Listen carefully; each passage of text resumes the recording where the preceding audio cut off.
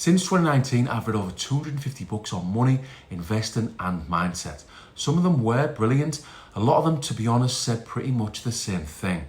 But 5 have really helped me to turn things around as an investor. So today I'll give you a quick summary of the 5 books that can really help you to change the game financially. And book number 5 isn't even an investing book. But out of all the books, it's probably the one I'd give to my daughters first, if they actually listen to me. Book 1, The Psychology of Money. If you've watched my other videos on this channel, you'll already know why this one had such a positive effect on me as an investor.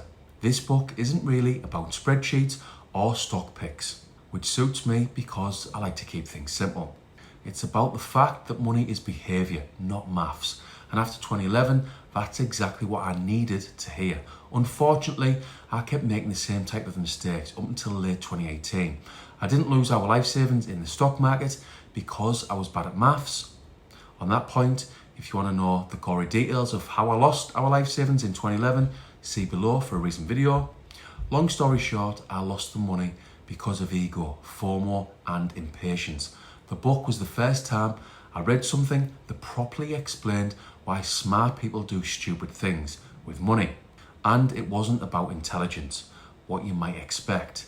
It was about emotions we were never taught to manage. The one idea that stuck with me from this book the most, the goal isn't to be right.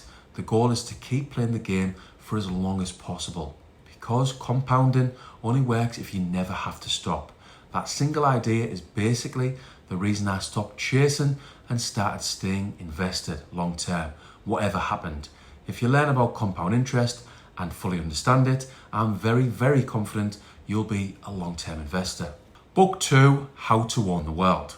This one's less well known over here compared to some of the more popular books, but for anyone starting from zero in the UK, I think it should be required reading. It's written by a British author for British investors, which matters much more than people actually think.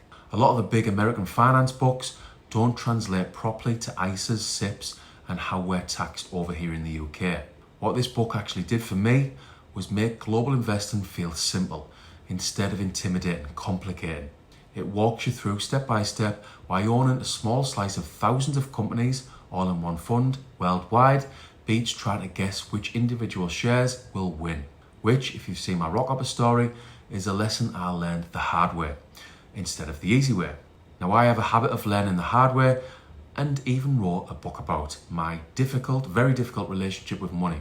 If I'd read this book, How to Own the World by Andrew Craig, back in 2010, instead of listening to the lads at work, I genuinely think my 20s and 30s would have looked very different, completely different. Before I tell you about the book that really got me into index funds, this, as always, is not financial advice. Book 3, The Little Book of Common Sense Investing. This is the book that made me fall in love with boring, which suits me. It really drove home the power of investing in the simple, low-cost global index funds. Written by the man who basically invented the index fund for ordinary investors like me, like you. And the entire argument of the book comes down to one thing. Nobody, not fund managers, not analysts, not your mate down the pub or at work, can reliably predict which shares will beat the market over the long run, the long term. So you might want to stop paying people to try and just own the whole market instead. I remember finishing this book and feeling a bit angry, if I'm being totally honest. Angry that nobody had explained this to me at 18, because it would have saved me 17 years of noise, tips and stress. And as I talk about a lot on this channel, I did invest at 18, but stopped after 6 months. Now, if I would have read this book at 18, I would have never stopped investing and would be well over £600,000 better off today. I mentioned this little mistake to drive home the importance of investing. It's got nothing to do with pain or regret or frustration, honestly. Right, back to the book. The one line I still think about, costs are one of the only thing in investing you can actually control. Everything else is out of your hands, well, most things. So control the controllable. That's exactly why I bang on about low-cost index funds so much on this channel. It's not an opinion, it's just maths. Book 4, The Almanack of NAVAL RAVIKANT. Apologies for not saying that one quite right. This one is all about investing in yourself, which is the most important investment you can make. In 2010, I went back to college. 2 years later, I literally doubled my income. So I'm speaking from experience. This book is really just a collection of Ravel's best ideas on wealth, happiness, and how to think clearly. And one idea from it completely reframed how I saw my own career. The idea that wealth isn't something you pay for with your time.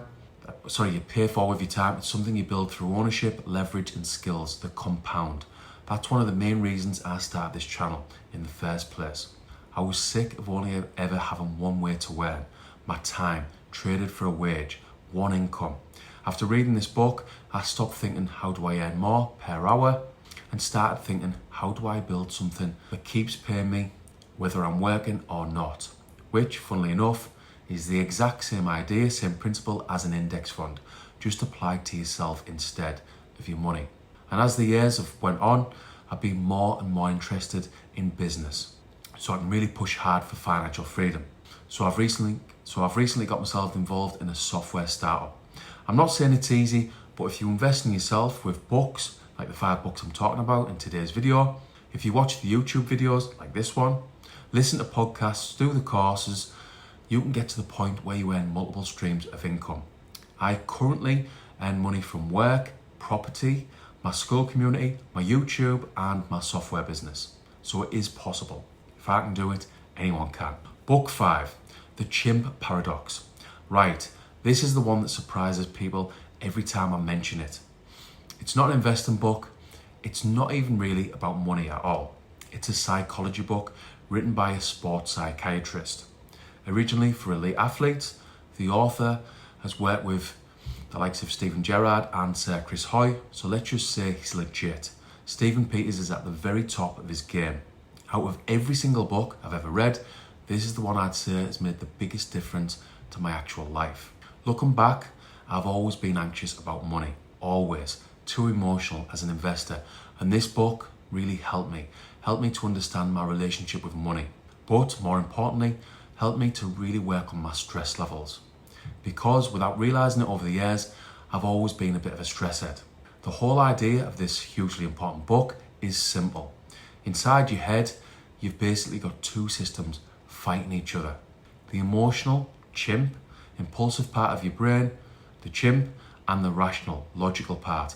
And most of the worst decisions we make with money, in relationships, at work, etc., happen when the emotional side takes the wheel and we let it. Honestly, I wish I'd read this before 2010, because buying into high-risk stocks wasn't really a financial decision.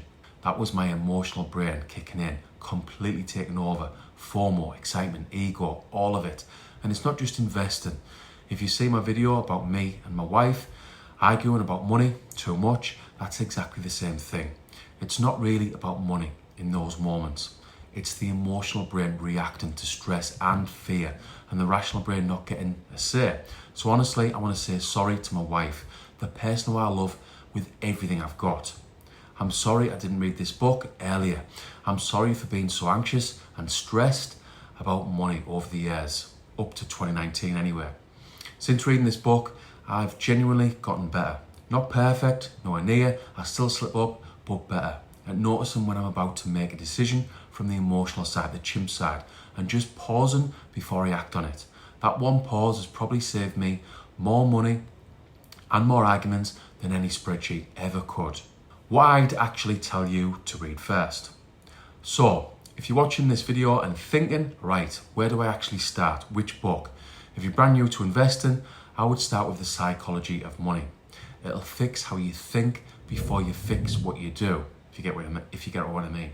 If you already understand the basics and want the UK specific how-to guide, read How to Own the World. Then the little book of Common Sense Investing.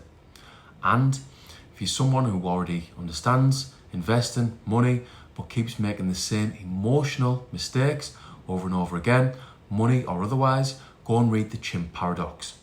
It might be the most useful, important book you read all year, and it's got nothing to do with the stock market. None of this is financial advice, as always.